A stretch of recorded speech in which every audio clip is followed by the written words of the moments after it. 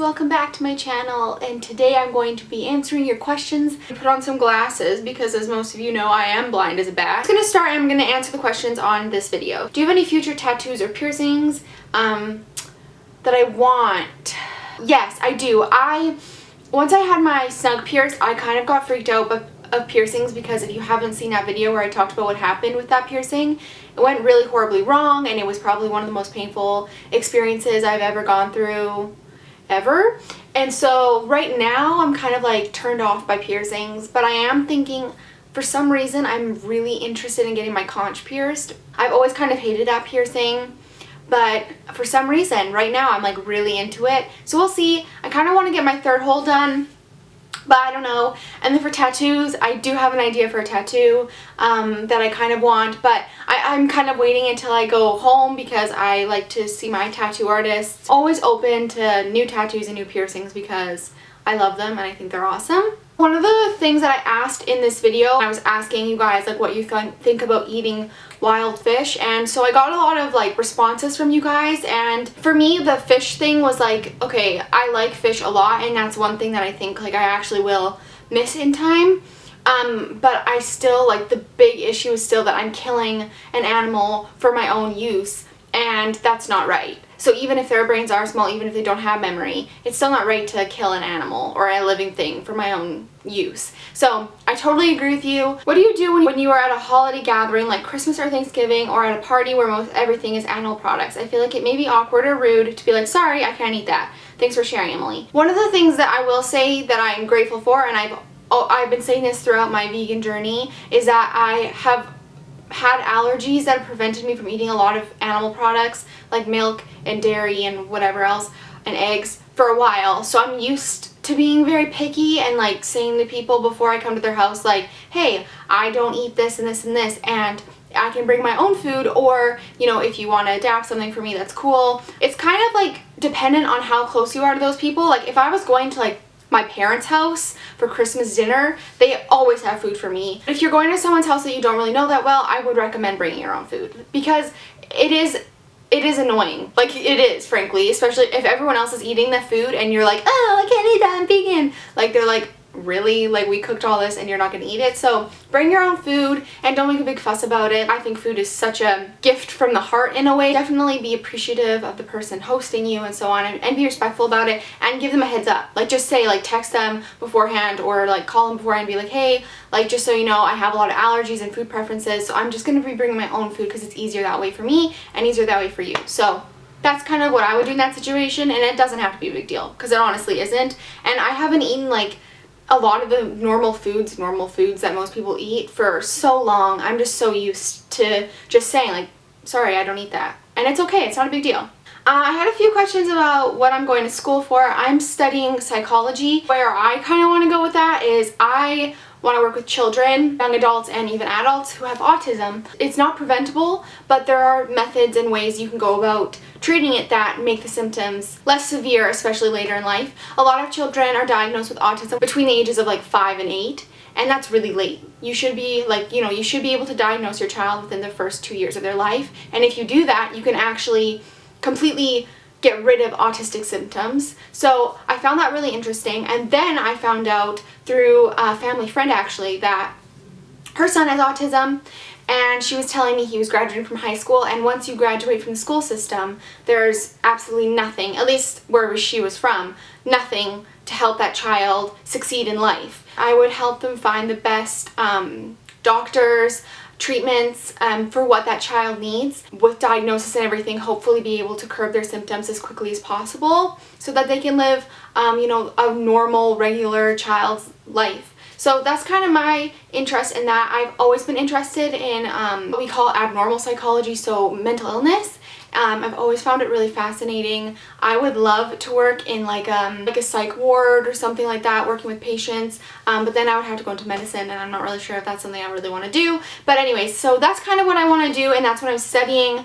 I love what I'm studying. If you find what you're passionate about in school and you start writing papers on it and, you know, really getting into it, it makes you so much more passionate. The work you put out is so much better. I'm so young, that'll probably change. and I am taking a break from school right now, so I'm open to like other options. I always thought like, oh, I want to work in the fashion industry, and working in a higher end department store in the fashion industry is not what I want to do. I know that now. It's very superficial, and some people love it and get their fulfillment out of that, but it's very empty to me. And I almost feel that way about YouTube too, in a way. Not so much like, if this was all that I did, I think I would feel kind of unfulfilled, because it's not, I don't know, that sounds bad, but like, I want to be challenged, I want to be pushed, and I want to solve problems on a daily basis, and I don't feel like I have to do that with YouTube. If you could use only one makeup product, what would it be?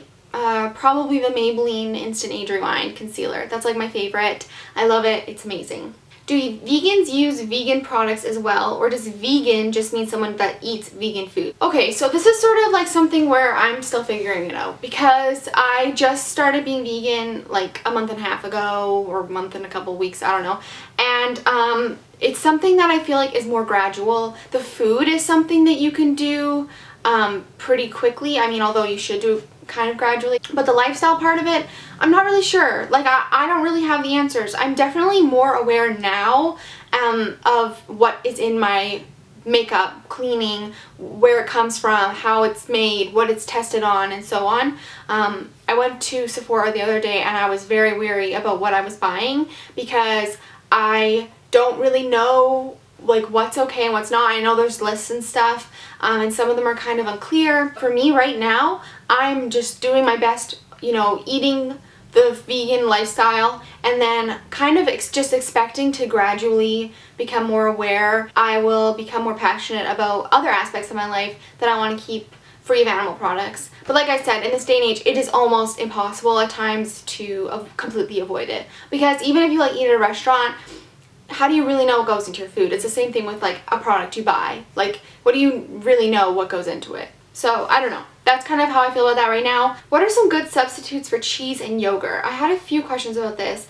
I'm slowly transitioning and struggling the most with dairy products.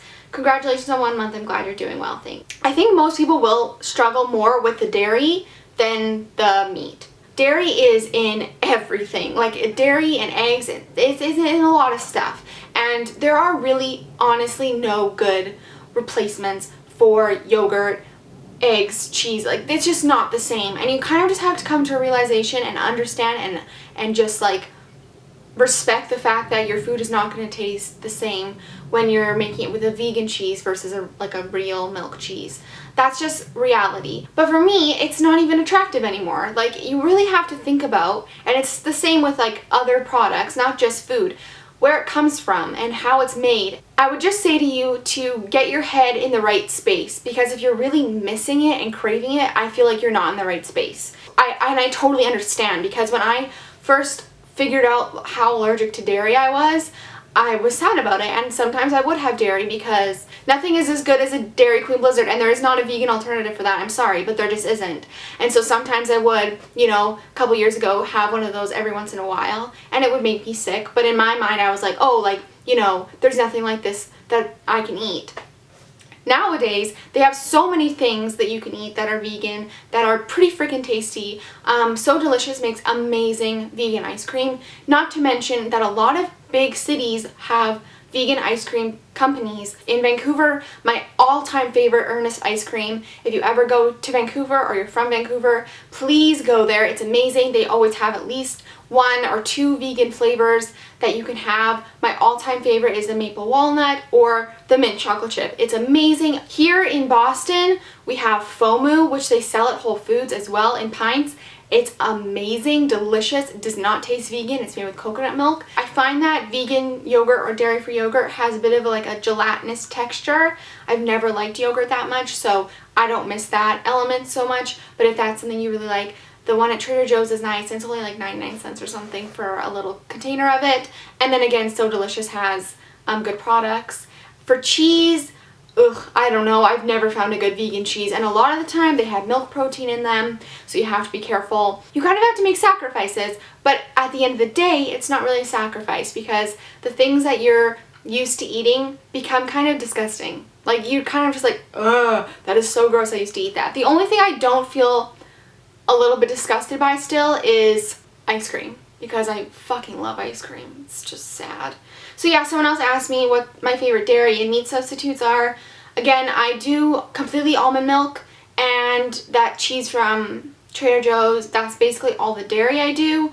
For meat, I don't do any substitutes other than like beans, tofu.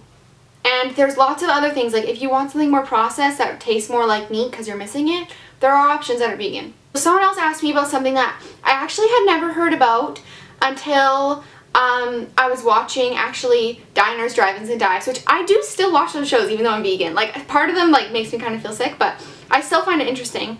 It's called Halal, I think. There are halal meats that could be considered in the same line of thought as killing wild fish, as halal meat is killed in a specific way for the best interest of the animal. This is again something that I want to do more research on, but a lot of people are just commenting and being like, no, it's still wrong, da da da. I agree, it's still wrong, it's still an animal's life, but if you want to eat meat occasionally and not call yourself a vegan, that would be the best option, I think. Like, if I were not a vegan, I would only eat some meat. Like, okay, I don't know. I'll get into that another day. Okay, this person asks, what do you suggest to someone who's allergic to fruits and nuts and being healthy whilst on a vegan lifestyle? But you can still, like, honestly, you guys, like, you can still live a healthy lifestyle no matter what your allergies are, and you can still live a healthy lifestyle. Like, fruit that sucks. Like, that just sucks. But I would just say to you, do your best. Make sure you're eating enough calories. Make sure you're eating lots of whole grains. I see a lot of people do what I eat in a day videos, and they're eating a lot of like white pasta, and I don't get that, because even if it is a carb, it's still a simple carb, and so your body breaks it down faster, and so it doesn't keep you full for longer. And not that, you know, you need to be full for longer so you don't eat more. No, it's not about that. It's just the fact that I want my body to take a little bit longer to break something down so that it keeps me full for longer. Like, I have an actual life. Like, I have school, I have work, I have, you know what I mean? So it's not like I can just sit around all day eating whenever I want. So for me to have something that's more complex, that's what I would do, and that's what I would recommend. So that's why I do like brown rice rather than white rice, and that's why I do like whole grains and whatever. So that's what I would recommend for that. So I think those are all the questions that I want to answer for today's video. I know this was like very vegan oriented, and so my next one I will do less vegan questions and more just like lifestyle, and I know I was a little bit rambly. I will see you all soon. I hope you're having a wonderful day, and yeah, bye guys.